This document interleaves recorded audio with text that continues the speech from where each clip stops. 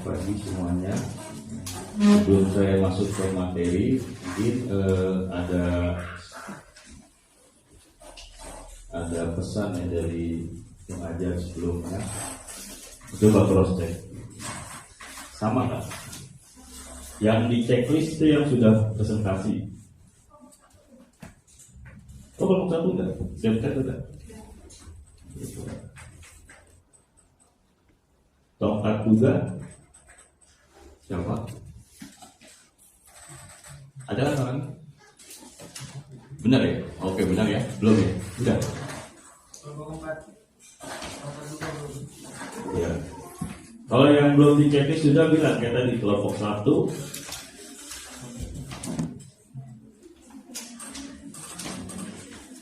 Udah setuju ya ini ya?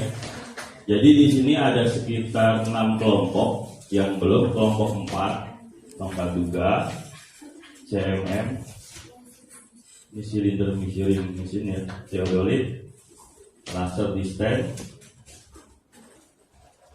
interferometer. Udah benar ya, 5 ya? 1, 2, 3, 4, 5. Kita ada 7 pertemuan, 1 kuis, 1 UAS. Pas.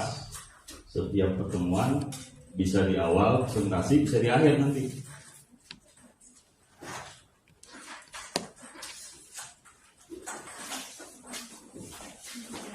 Tanggal juga siapa?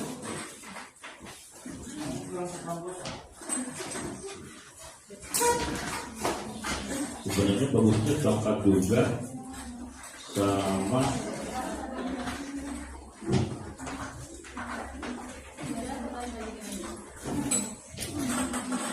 CMM. Siapa CMM? Kalau 2 kelompok juga boleh juga sih. Jadi tapi nggak di dapur gitu.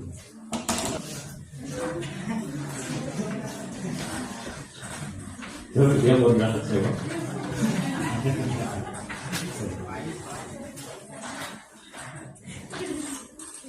Nilai udah dikeluar belum? Oleh UTS? Bagus dari mana? Wah, itu dong bohong.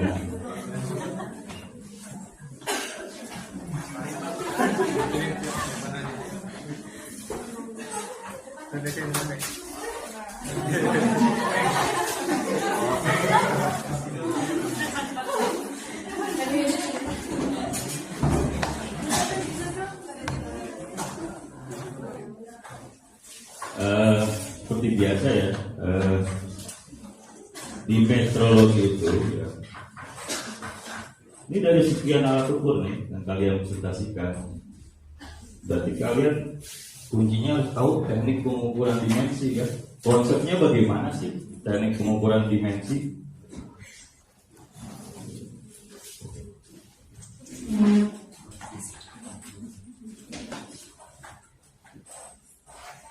Ada yang mau acung tangan?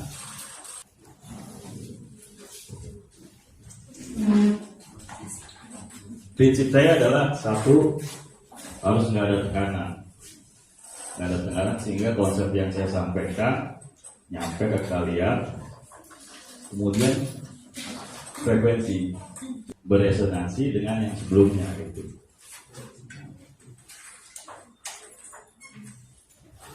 Kalau teknik kan teknik pengukuran, berarti kan cara ya. Besar aja dimensi. Teknik. Gimana merangkum satu cara mengukur dimensi dengan konstruksinya beda-beda ini. Kalau udah melihat alat sudah langsung bicaranya adalah kalau udah menentukan teknik atau cara, coba aja lihat di SD. Yang pertama pasti ada syarat teknis, dia bicaranya konstruksinya. Ini konstruksinya beda-beda. Dari yang beda-beda ini sebenarnya bisa untuk meresumekan dari yang konstruksi yang berbeda-beda ini konsep teknik cara mengukur dimensi besar itu sebenarnya yang penting A, B, C. Dua coba dapatnya. Coba.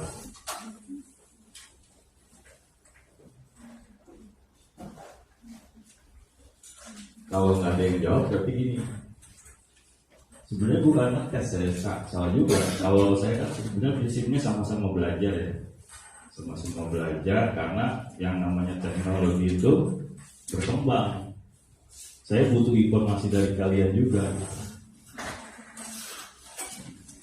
6 pertemuan, 7 pertemuan juga kan. Kira-kira kalian udah presentasi, udah praktikum belum? Awalnya kalian udah bisa ngebedain, berarti kalian berhasil tuh belajar tuh 1 semester tuh kemarin. Ada 1 semester nggak belum? Setengah semester. Dari yang konstruksi yang berbeda-beda ini, konsep teknik cara mengukur dimensi besar itu sebenarnya yang penting A, B, C. Saya kalau lanjut. Ini yang di belakang biasanya lebih tahu. Namanya siapa? Menurut kamu ya? Oke, gimana saya? Oh bukan so tahu sih. Iya ini asli ya. Menurut kamu? Dari konstruksi yang ada, nih saya ulangi ya. Itu bentuknya macam-macam. Saya udah ngasih clue. Coba aja Mister baca dengan CMM, konstruksinya gimana. Yang paling enak tuh ngasih contoh. Mister baca. Untuk bisa tadi akan sama, semua konstruksinya itu bisa jadi 1 kalimat atau 2 kalimat. Gas block juga dengan CMM udah beda jauh tuh konstruksinya. Interferometer, yang mirip-mirip dimensi apa volume. Pengertian volume sendiri kan M kubik aja itu kan sebenarnya kan 1 M kubik itu kan sebenarnya itu nanti ada pengukuran metode basah, kering. Kalian geometri keringnya, geodolit ya. Nah, bagaimana konsep di pengukuran itu caranya apa? Dibedakan dalam diresumekan. Kesimpulannya apa sih? Yang satu presentasi, satu ngobrol lagi. Jadi, kalau presentasi diperhatiin ya. Sebenarnya gampang konsepnya kalau untuk belajar metrologi. Bukan gampang ya, saya memberi konsep yang mudah. Gampang itu relatif. Pada saat saya juga menemukan hal yang sulit juga sama. Udah dikasih gambaran yang dipelajari di SD itu apa aja kan? Ada syarat administratif, ada syarat teknis, ada syarat meteorologi.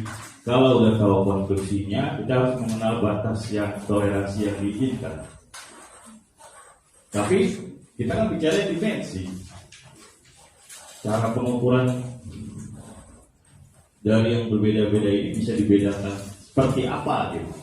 Kalau saya bicara konseptual, mungkin kalau bicara peralat ada yang udah ahli juga ada karena dia dulu pernah bantuin misalkan.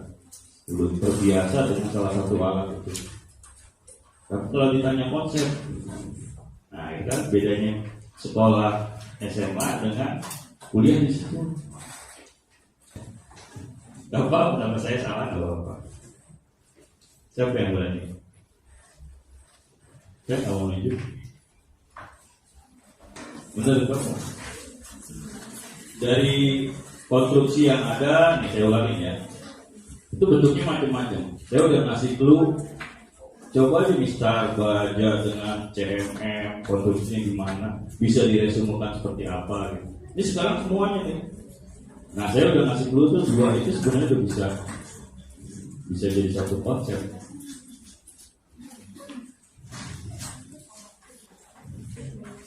Begini ya. Nilai udah dari keluar belum? UTS? UTS itu udah dimensi berapa? Ada yang dapat ada. Maksudnya jangan. Yang awal sih yang nggak selamat deh. Ada nggak yang nggak selamat? Nggak selamat itu siapa sih? E ya, kalau D, kau D yang waduh, yang benar. Kamu kan bimbingan saya.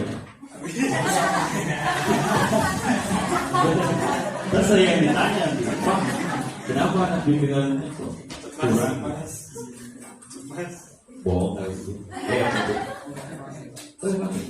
Dia PTB nih. Oh, belum keluar. Nah, ini jangan. Coba menurut saya bilang gimana? Udah hilang tuh. Kok hilang ya? Padahal tadi udah saya buka loh di RPS, banyak RPS. Kalau volume kalian bagus nilainya, saya yakin defensi harusnya bagus. Karena volume itu dasarnya panjang. Pengertian standar volume panjang.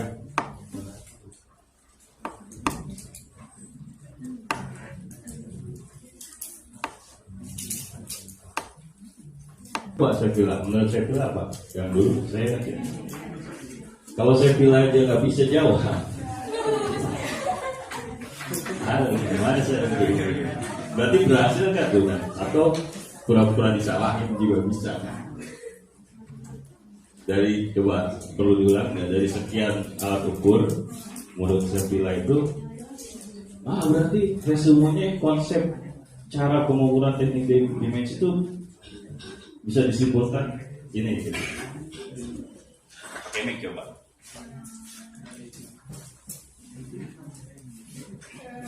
Ini kenapa ya? Silakan tuh apa saya sebenarnya. Ada yang bisa bantu saya? Ini udah trouble. Oh ya.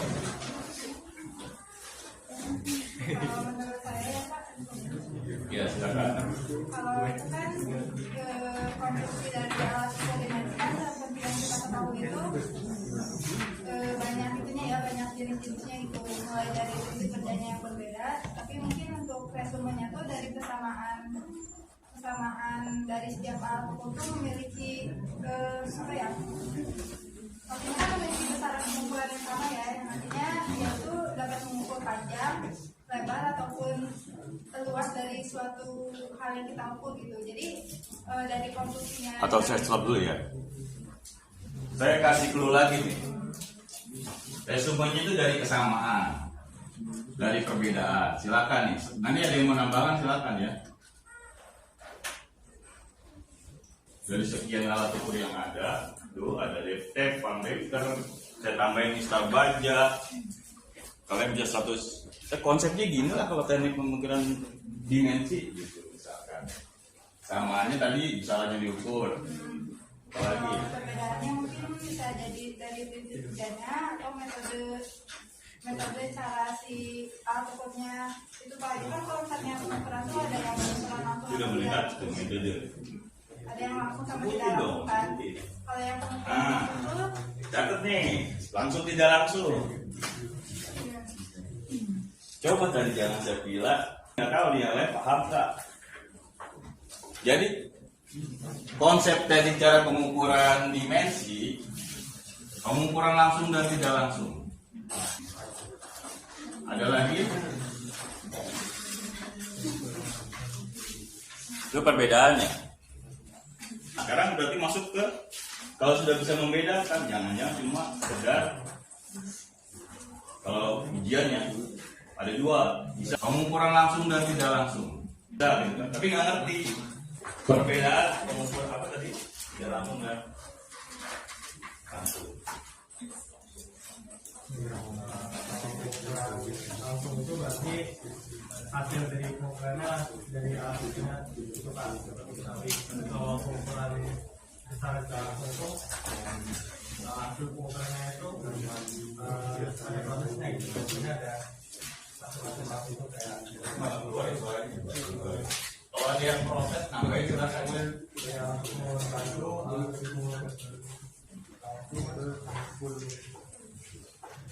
setuju nggak? Tadi pengukuran tidak langsung, tadi Pengukuran langsung itu hasil pengukurannya didapetin dulu ya, yang tidak langsung dulu. Tadi ada batu maksudnya gimana? Ada alat bantu.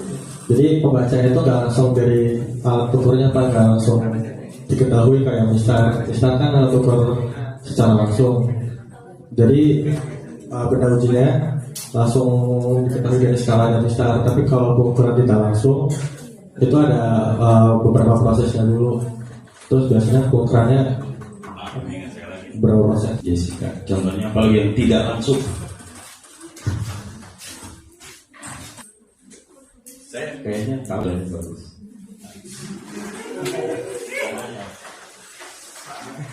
Kalau alat ukur tidak langsung itu contohnya Pengukurannya tidak langsung dengan cara ukuran tidak langsung contohnya itu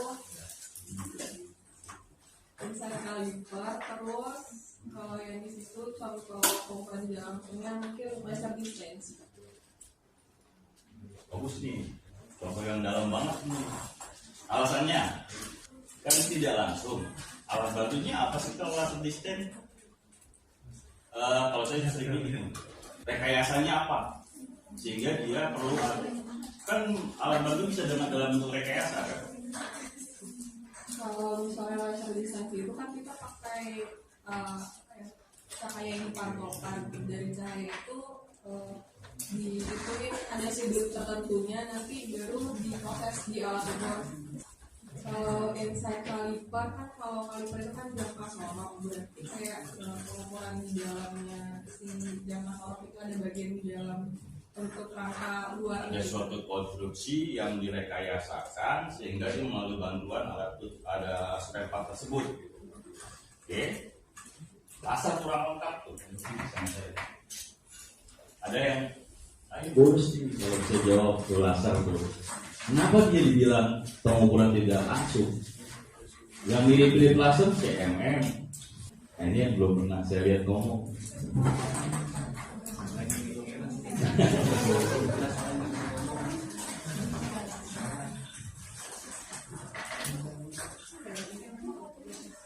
Atau ini ya, coba kamu. Kenapa laser itu pengukuran tidak langsung?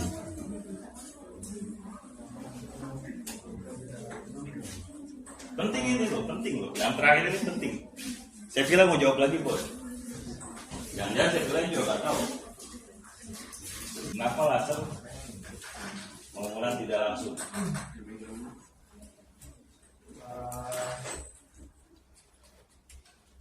Area Pak. Ayo coba.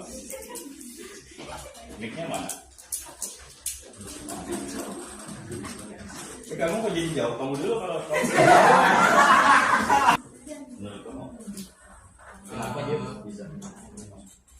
Di satu pengukuran tidak langsung soalnya hasilnya itu membutuhkan perhitungan untuk mengambil dulu. Mendekati itu, mendekati. Tapi masih umum. Masih umum. Itu siapa? Yang itu kalian.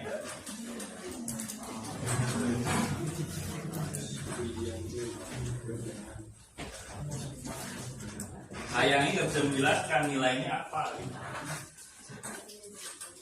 Nilainya apa nih? Ini udah mendekati nih tadi. Ada perubahan nilai, bukan nilai lagi. Perubahan ukuran tidak langsung karena si pantulan dari lasernya setelah benar benda itu nanti kan diterima tadi oleh si device-nya itu, terus dihitung waktu pantulannya berapa, nanti ditambahkan jalan. Ini nilai, ini gejala fisis. Nah, coba kamu nilai satu cewek. Coba. Ini kan yang Saya mau jawab. oh, ini jawab bentar. Enggak, satu kelas yang ini satu cewek. Ini karena kemauan dia. Tapi nggak tahu ya Pak, tapi sepengetahuan saya. Ya, salahnya mau apa sama saya. Jadi kan kalau laser distance itu kan cara kerjanya kan dia pakai lensa kan Pak, pakai laser. Jadi si lasernya itu, jadi si laser distance-nya itu nanti dia memantulkan si cahaya lasernya itu mengenai benda yang akan diukur. Misalkan kayak ini, misal laser distance-nya nih nanti ditaruh di sini. terus mau ukur jarak antara ruangan ini ke lebar ruangan ini dari sini ke sana. Nah, nanti dari si laser distance-nya itu dia bakal memproses hasilnya gitu Pak. Jadi sebelumnya dia menghasilkan si jaraknya itu tuh sama si laser distance-nya itu diproses dulu. Jadi makanya Gejala fisis prosesnya seperti apa? Yang disebut dia tidak langsung, nah itu udah mulai kenal dikit lagi. Ya, jadi makanya dia disebutnya itu tidak langsung. Terus juga si laser distance-nya itu juga bisa buat menghitung luas gitu Pak. Jadi kalau misalkan menghitung luas itu berarti kan kalau luas kan panjang kali lebar, berarti menghitung dulu panjangnya terus lebarnya, terus nanti si laser distance-nya itu bisa menghasilkan luasnya gitu. Nilai. Udah, so.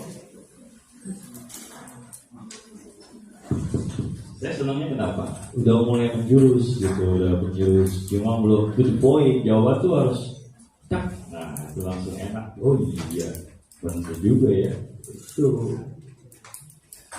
Gejala fisiknya tadi Arya. Proses itu udah mendekati. Satu lagi yang tadi saya bilang, tunjuk perempuan. Tuan kata.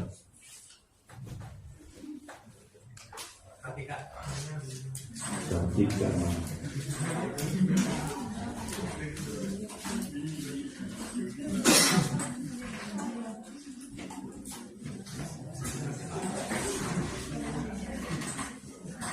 Kenapa laser itu termasuk alat ukur tidak langsung?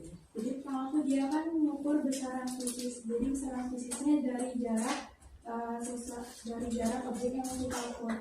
Jadi dari jarak tersebut kemudian diolah kemudian nantinya bakal diubah menjadi besaran dimensi seperti panjang ataupun ukuran sudut seperti itu. Terus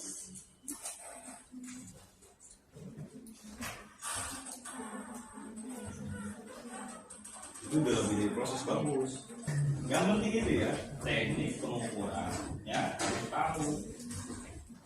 Jadi lanjut ke dalam ya, jadi kan setelah diolah kemudian kan dia bakal ditampilkan dalam bentuk display gitu.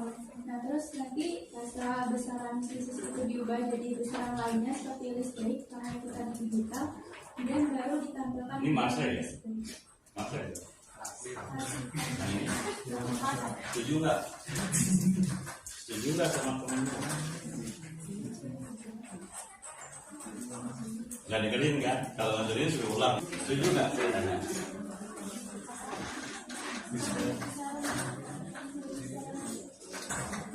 Alasannya kalau setuju?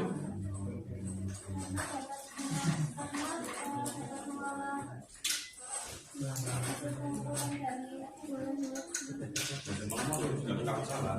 Karena kamu di depan saya sering melatih kamu paham. Coba. Nah itu kamu bisa jawab. Orang satu setuju nggak ya?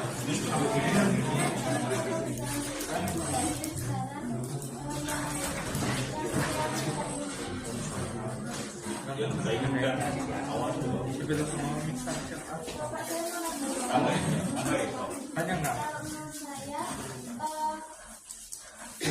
Gak apa-apa diskusi, gak apa-apa. Kamu yang tadi yang mau saya tanya di sini gak apa-apa. Tentang di sini tadi. Menurut saya laser distance itu kan memancarkan sinar laser ke sebuah target. Nah nanti pantulan sinar dari permukaan target akan ditangkap oleh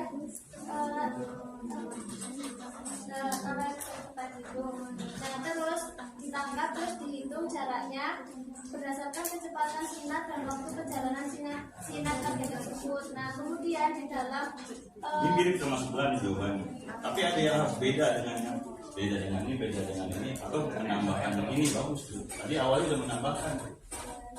Ayo kira-kira apa tadi yang menambahkan tadi udah lumayan mendekati. Siapa namanya?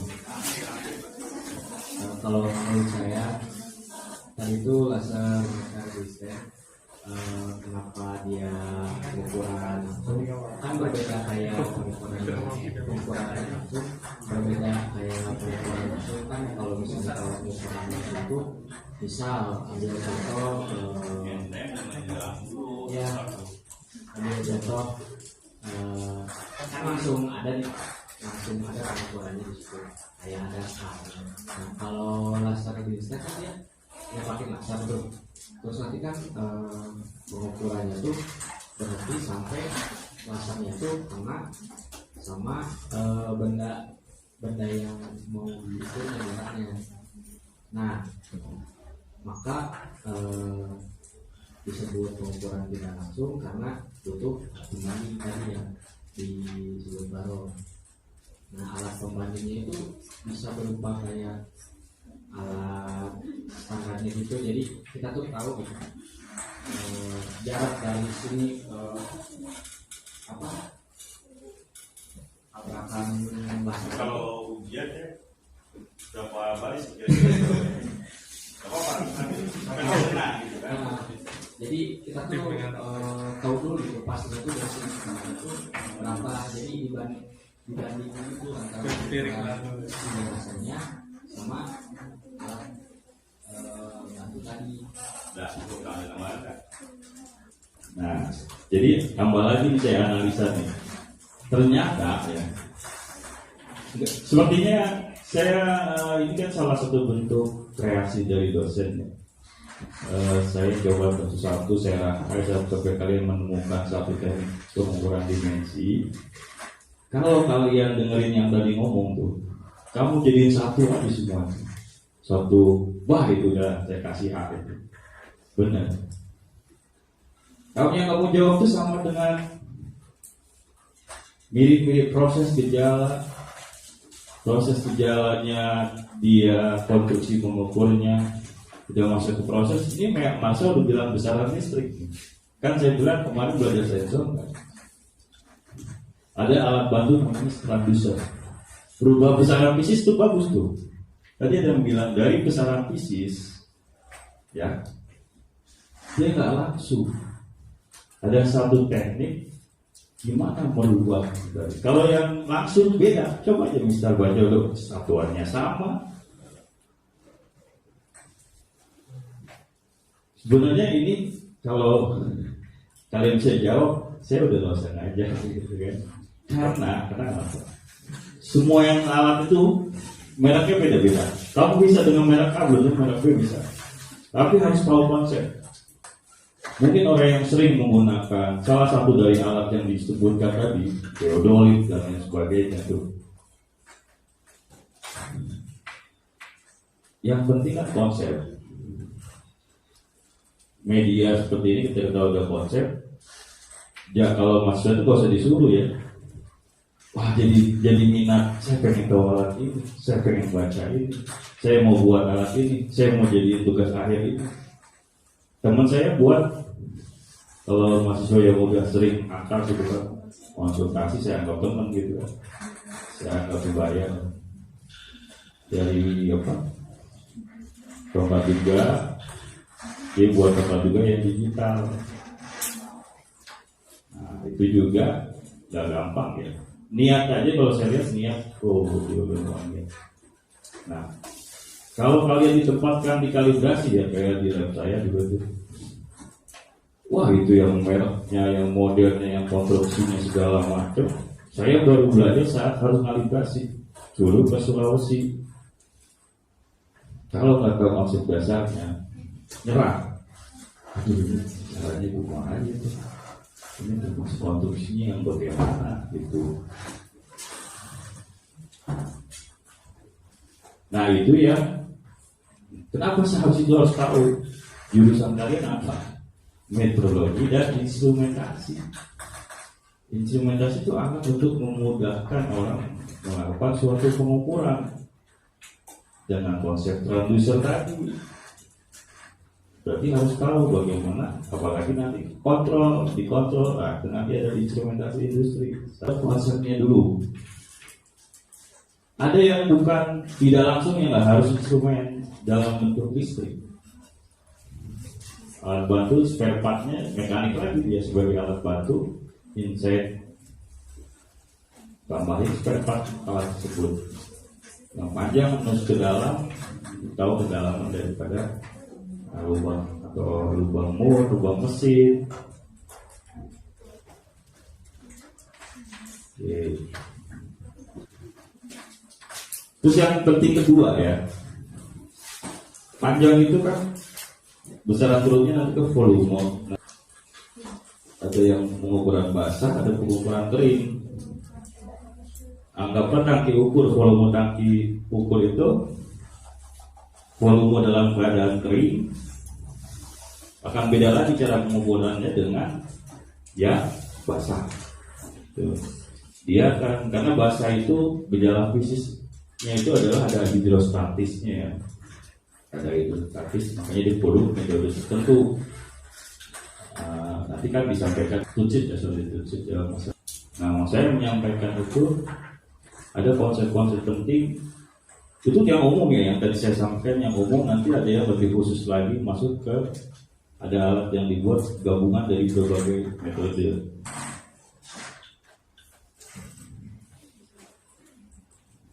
Yang kedua, untuk memudahkan kalian juga, selain tadi pengukuran, konsepnya adalah langsung dan tidak langsung. Ada lagi yang penting, saya membedakannya supaya kalian mudah memahami ya.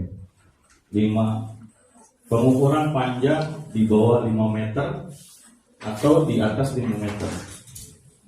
Ini lihat konstruksinya, nggak sembarangan orang pengukuran di bawah 5 meter. Lebih kecil ya, ada yang lebih besar dan lebih kecil. Semakin kalian bisa membuat satu konsep, itu akan memudahkan kalian nanti di lapangan kan. Apalagi ada yang bidangnya 2 dimensi, 3 dimensi ya. Saya belum masuk ke semuanya. Yang diukur apa sih bedanya 3 dimensi? Ada cuma panjang, pengen sudut juga misalkan. Dimensi itu udah 3 dimensi itu udah masuk sudut kan. Yang paling utama yang 5 di bawah 5 meter pengukuran meter kayu ya. Meter kayu udah paling 1 meter ya. Dia dibandingkan dengan apa?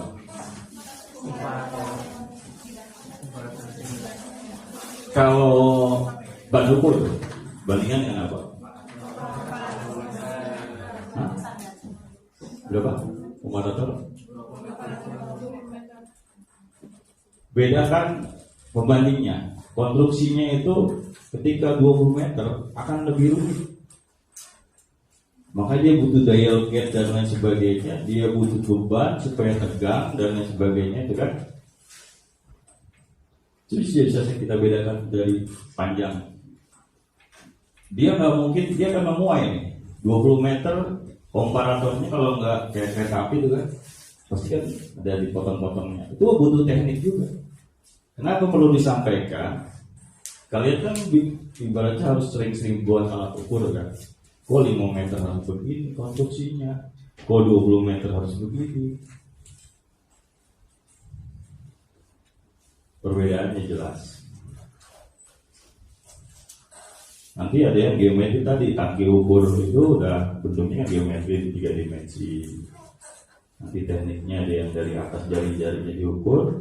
Kemudian kalau geometri itu dia nggak kayak misal jari-jarinya aja enggak, jadi dia satu bidang itu tadi dibagi-bagi itu. Kalau dipengok atau misalnya terbuat dari itu kan pengaruh nih, panjangnya kan beda. Nah ini ada tekniknya juga nanti. Di lingkaran itu juga nanti ada tekniknya, nanti diajarin. Kalau itu kan tambahannya, tucit, zoom itu tambahan. Karena itu di penerak yang persyaratan S1. Nah, jadi kalian dikasih juga supaya bisa bantuin nanti ketika di lapangan. Nah, selain teknik cara pengukuran, kalian juga harus tahu nih teknik pengawasan. Bagaimana teknik pengawasan yang ada di kita? Untuk dimensi itu. Saya tanya sekarang, sertifikat verifikasi dengan sertifikat kalibrasi sama? Ini konsepnya udah ke pengawasan ya, SCK-nya. Saya bilang di luar negeri ada sertifikat kalibrasi, ada sertifikat verifikasi kan? Verifikasi ada, bentuknya sama. Berbeda. Kan kalau verifikasi itu dikeluarkannya kan metode belajar ya. misalnya oleh Nah, kalau ini kan dari administratif ya. Makanya yang kita perlu tahu filosofinya itu, kita itu jadi suatu ST aja kan sebenarnya dia mengadopsi dari standar tertentu. Kita mengadopsinya udah benar apa belum? Makanya saya mau tanya gitu kan. Ketika saya tanya sama nggak sertifikat sekaligus dengan verifikasi? Apa cuma beda yang mengeluarkan? Ketika yang di UML ke SNU itu namanya sertifikat verifikasi. Itu ide adopsi dari kita sendiri terobosan. Ketika di SNSU alatnya mau menguji yang di UML, dia harus kayak tingkat yang oke, kita ikut cara mereka ya. Dia harus diverifikasi ke misalnya QWP. Tapi saya nggak setuju verifikasi dia. Kecuali QWP nggak punya alat lagi. QWP nggak punya lagi ya namanya kemampuannya jadi apa yang sama verifikasi. Oke, setuju. Yang mengeluarkan beda. Benar nggak saya bilang? Yang mengeluarkan beda. Isinya nggak ada yang berpikir sana kan? Tapi ini penting loh. Kalau sebenarnya teori dasarnya, filosofi teori dasarnya, itu harusnya hasilnya dalam bentuk namanya dia pengendalian mutu. Verifikasi itu artinya pengendalian mutu dalam bentuk kontrol chart, harus hasilnya seperti itu. Baru namanya verifikasi. Itu filosofi banget. Sama kayak kemarin saya terangin ya, kategori verifikasi itu interkomparasi, apalagi UBLK. Kalau sebenarnya gini, UBLK itu udah antar laboratorium, pengecekan antara di dalam internal laboratorium misalnya, itu sama semua verifikasi, sama duplikasi pengujian, itu verifikasi kategorinya. Itu harusnya hasilnya dalam bentuk namanya dia pengendalian mutu. Verifikasi itu artinya pengendalian mutu dalam bentuk kontrol chart, harus hasilnya seperti itu. Baru namanya verifikasi.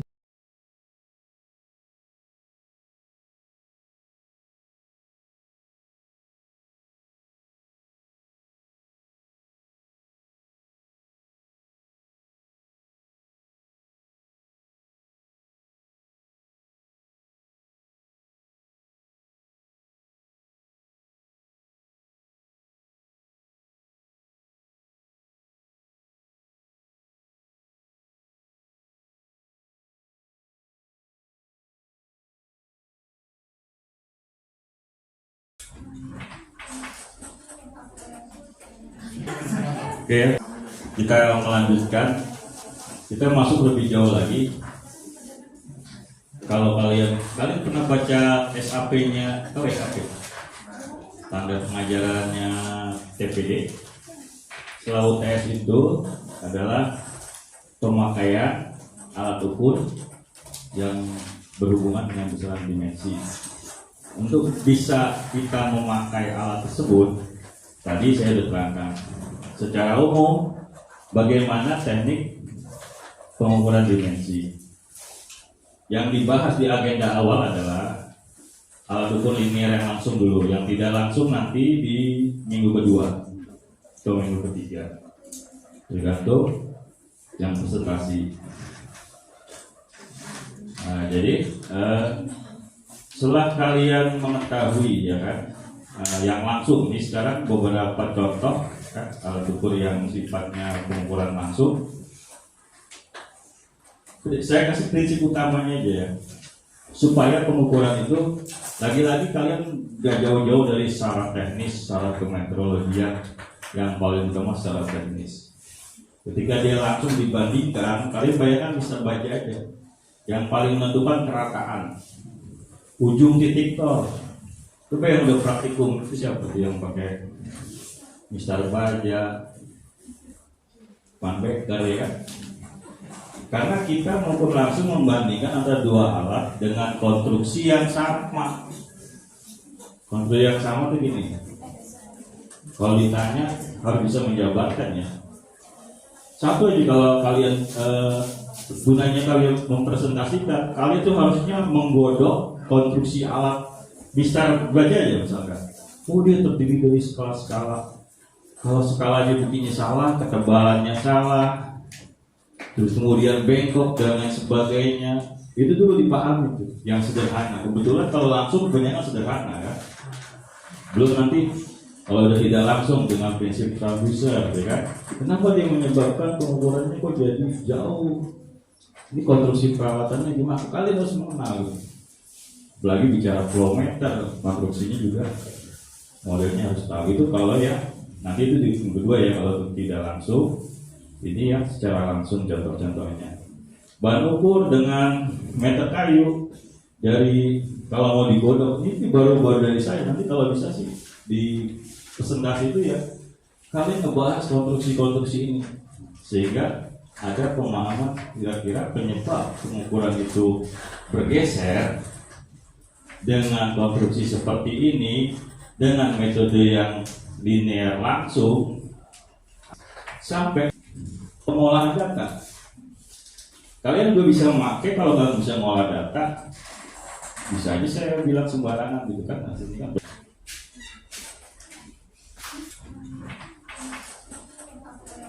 Ada kayu sudah ada jadi dicoba, sudah divakum ya. Itu yang penting itu tadi gini. Apalagi kayu ya, sifat kayu, bah. Nah, konstruksi itu lagi-lagi kalau kalian di lapangan menemui masalah, bahan nomor satu. Kemudian kalau dia sudah bentuknya instrumen, kasih instrumen, sebuah instrumen, ini alat ukur ya. Kalau instrumen itu udah berubah kebesaran listrik, konstruksinya juga akan berbeda. Kalau ini yang paling berpengaruh apa? Mudah terhapus, ya kan? Kalau pakai ini, kalau di pelayanan itu gini, contoh masuk meter kayu misalkan, itu sebelumnya kalau menggunakan pelayanan standar, kan kali banyak SUMM juga ya. Dulu namanya SUMM, Zoom. Jadi dari mulai penerimaan contoh sampai pengujian sampai kepada pembuatan sertifikat itu ada aturan ISO 17025. Dilihat dari dua sisi dulu, dari sisi persyaratan teknis, persyaratan manajerial. Nah, itu jangan dianggap enteng. Akhirnya kenapa perlu dikenalkan? Akan berpengaruh nanti ketika jumlah yang kita mau uji itu banyak. Kalau manajemen persyaratan manajemen yang dipenuhi, sebelum diuji dia harus diperiksa. Konstruksi alatnya itu harus diperiksa. Coba lihat secara teknis. Dia memenuhi standar meter kayu yang dipersyaratkan enggak di dalam ST. Jarak skala. Yang enak gini kalau teman ini berbagi pengalaman. Kalau teman-teman di lapangan tuh mereknya udah terkenal, daya tahannya bagus, dia udah nggak mau lagi ini, udah langsung kerjain. Kalau terutama yang merek-merek baru nggak terkenal terus aneh, kadang-kadang ada yang melengkung, ada yang, nah gimana kita cara makainya kalau melengkung? Ya nggak bisa, di depan tuh harus ditolak. Alatnya rusak, masa mau kita uji? Nah, kalau udah tahu mulai dari teknik cara mengerjakannya, pengujiannya gimana, cara penerimaan contohnya, ketika udah bicaranya institusi kan, BKD meter kayu, kemudian ada syarat, ketika dia udah tinggal dia sebagai apa nih? Cuma sebagai saya sebagai mahasiswa tugas akhir. Ya, perlu nggak kira ada BKD?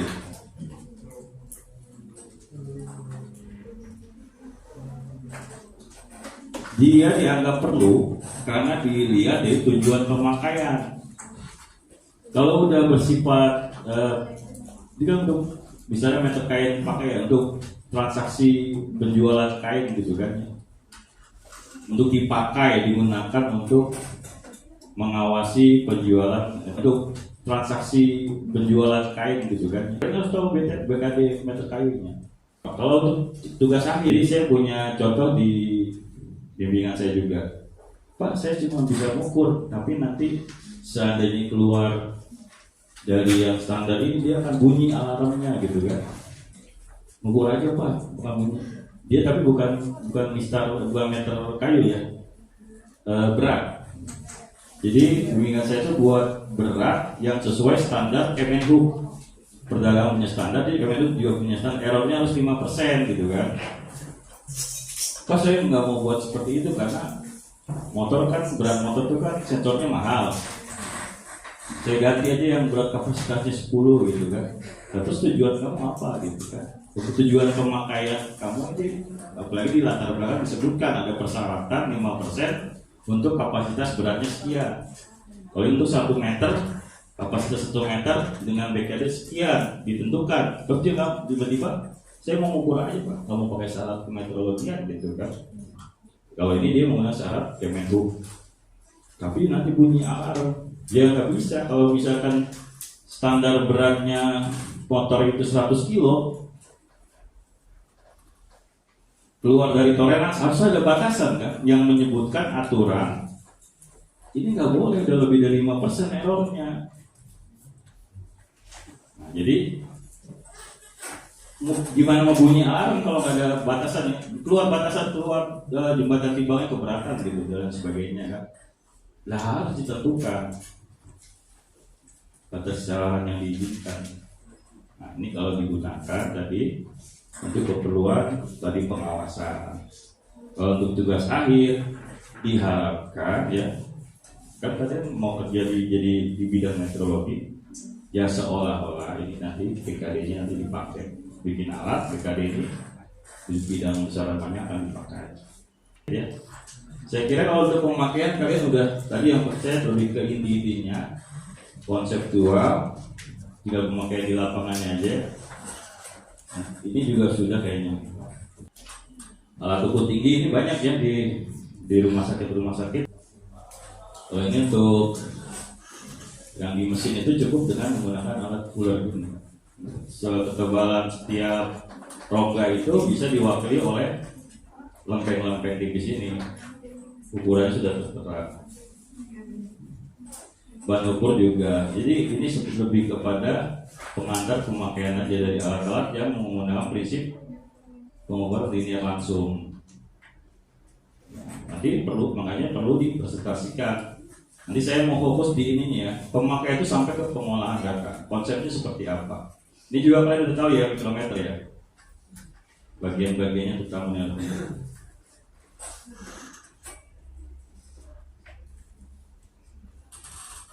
Kalau di Tenera ini juga nggak sering nggak ya? Sedikit dikalibrasi.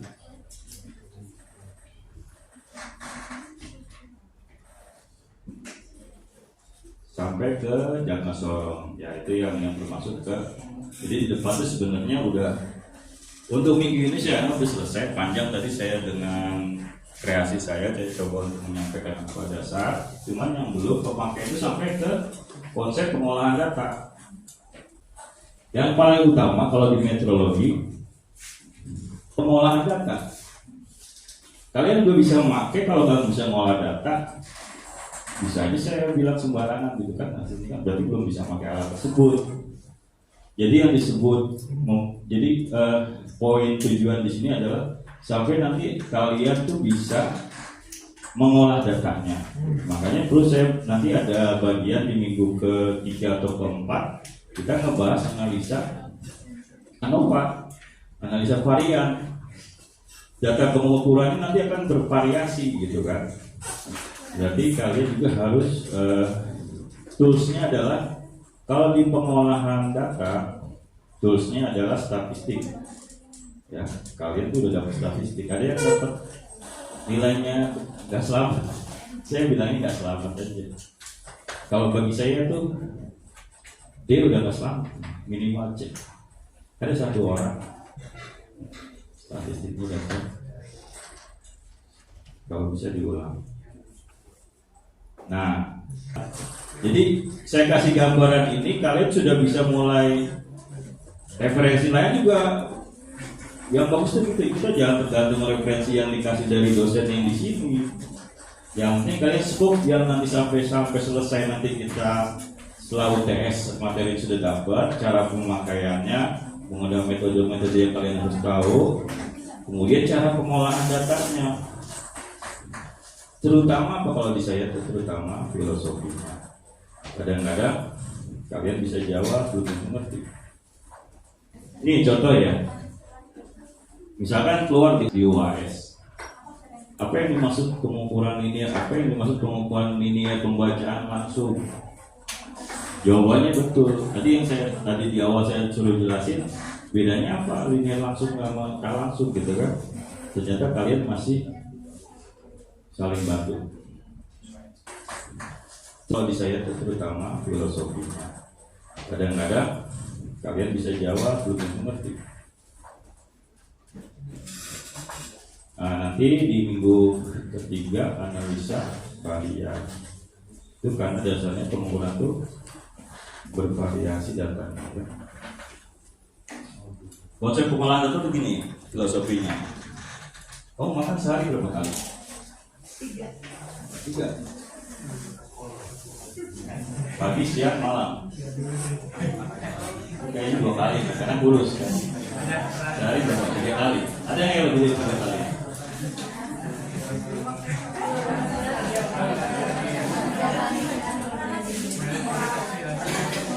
Saya mau ngambil data dari teman-teman. Kalau pengolahan data bicara kan data pengukuran yang bervariasi ya. Hubungannya nanti ke rata-rata itu ada rata-rata yang ke arah pemusatan data, ada angka yang harus perlu ke arah bukan pemusatan data. Kalau dari rata-rata belum mewakili, dia harus dari yang ke arah variasi. Jadi ada perhitungan untuk SD dan sebagainya. Kenapa nih? Pertanyaannya adalah kenapa rata-rata belum mewakili gitu? Oh, makan sehari berapa kali? 3. Rata-rata kalian semua 3 kali sehari. Pancingan dulu, ada nggak? Kenapa tuh? Kenapa dalam pengukuran itu rata-rata belum mewakili? Namanya siapa? Farhan.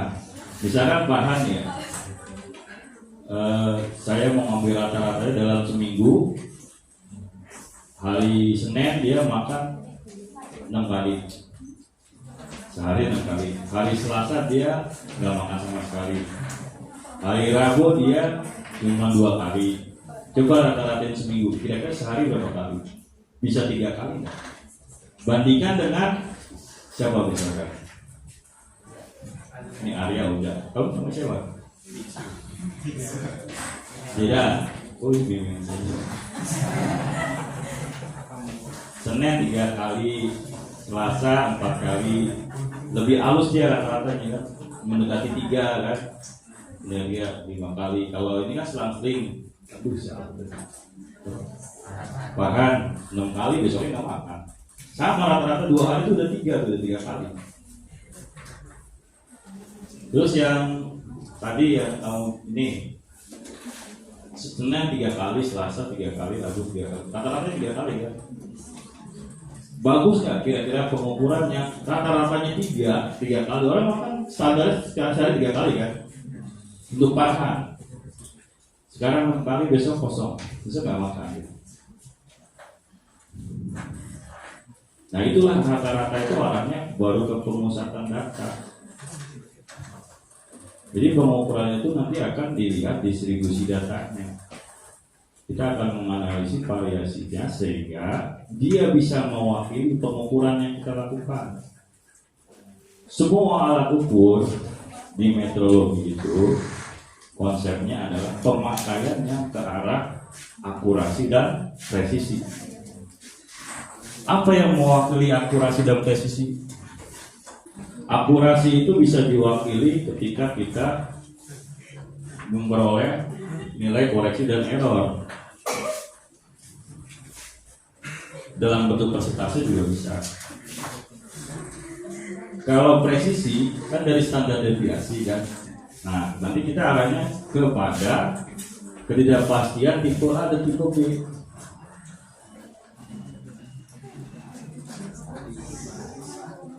Kalau mikrometer, jangka sorong, kalau di meteorologi industri itu banyak menghitung ketidakpastian. Nah, pengolahan tipe A dan tipe B ini nanti dia kita lihat distribusinya masing-masing kan. Dapatlah suatu range. Konsep awalnya gini. Kalian udah belajar kan? Ini di materi apa ya? Kesalahan tuh ada berapa macam? Kesalahan pengukuran. Itu pelajaran apa? Mata kuliah apa? Ada yang pernah nyampein itu nggak?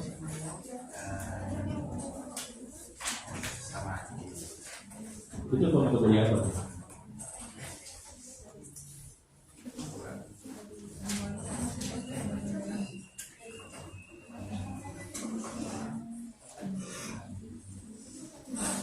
Kalau statistik itu pasti ya. Berarti waktu itu yang ada siapa? Pak Haji.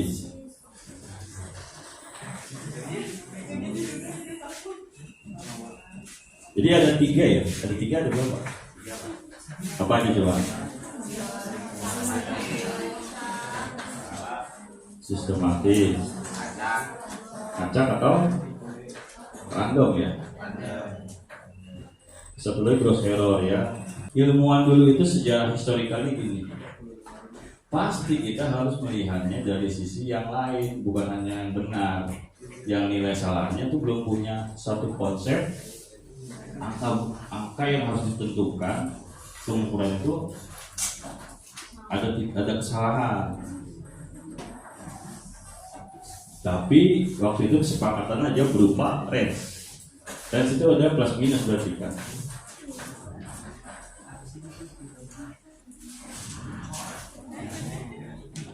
Kalau kesalahan alat di dalam pengukuran sistematik itu bisa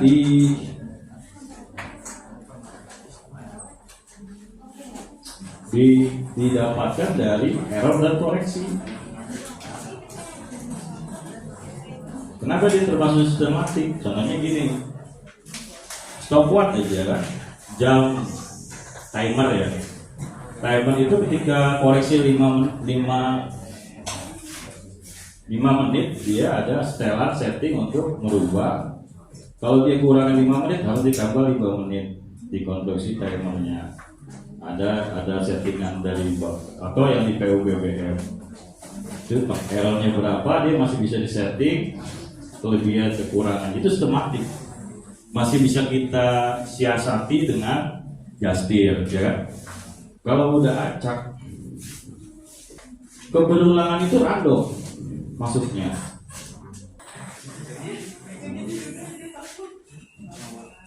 Seperti ketidakpastiannya juga nih, dibuat sebuah kesepakatan tipe A itu ya berdasarkan statistik, yaitu keberulangan tadi standar deviasi. Kalau ini dari konstruksi peralatan, pengalaman tuh gini, laboratorium itu kan menggunakan alat yang berbeda-beda. Kalau menggunakan alat ini pengalaman akan bergeser pengukurannya karena konstruksi ini sudutnya aja bisa berubah kalau keseringan kepake. Tipe alat seperti ini misalkan gitu. Tapi bisa diwakili dengan nilai drift. Nah, yang sifatnya pengalaman teknis dan konstruksi alat itu bisa jadi daya drift ini bisa performanya berkurang ya. Ada lagi yang perlu kita tahu tuh, satu lagi tuh yang berpengaruh kepada pengukuran. Tambahannya adalah pemodelan matematisnya. Model matematis yang berbeda.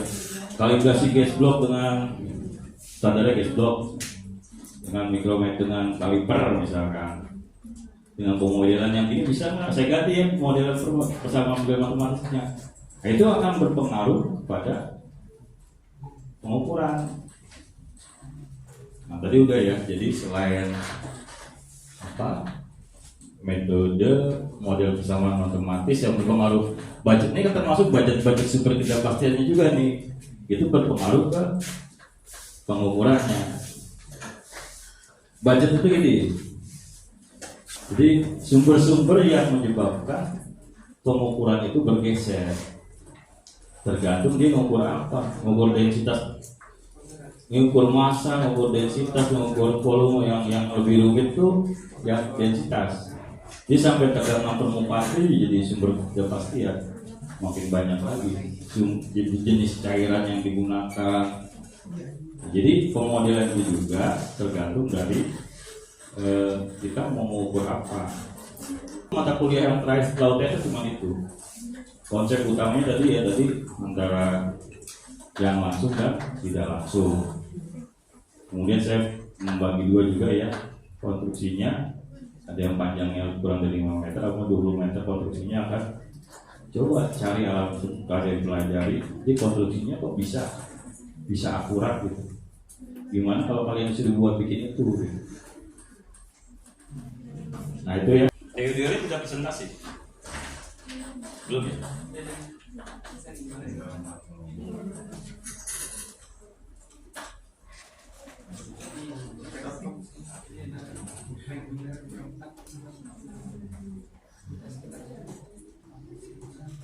Ada di RPS.